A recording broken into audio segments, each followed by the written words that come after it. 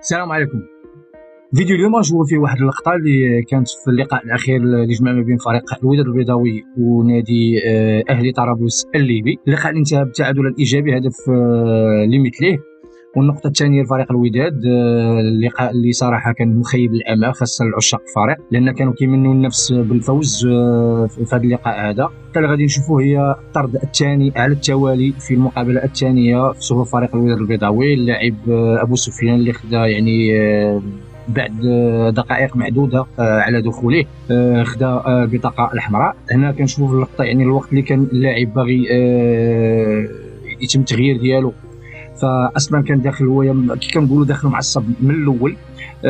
كنشوفوا كيفاش كيدوي مع الحكم وكيرفع في يديه، بحال ما تقبلش ان الحكم ما استجب للنداء ديالو او الطلب ديالو بتوقيف اللقاء حتى يتم التغيير ديالو.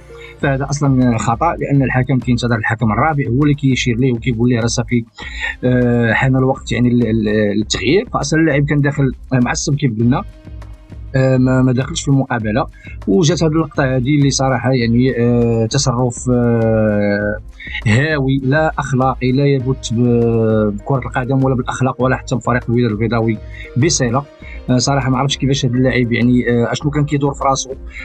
واش كاين هناك في الكواليس او في مستودع الملابس كاين اشياء كترجم على رقعه الملعب.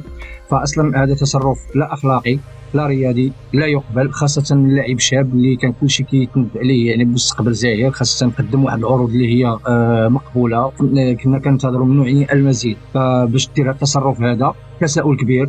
حشومه ما خصهاش دار، خاص يعيد النظر في راسو بهذا المعنى هذا. كنتمنى ان اللاعب يعيد النظر ديالو في هذه المساله هذه، ونتمنى ان الغياب ديالو ما ياثرش عليه اولا وما ياثرش على الفريق. ونتمنى في المقابله المقبله ان فريق الوداد البيضاوي يحقق التاهل، لان حتى التعادل يقدر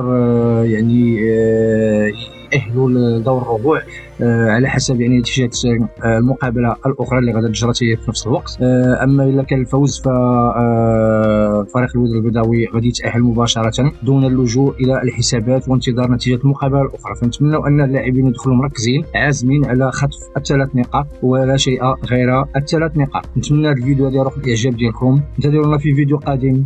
السلام عليكم.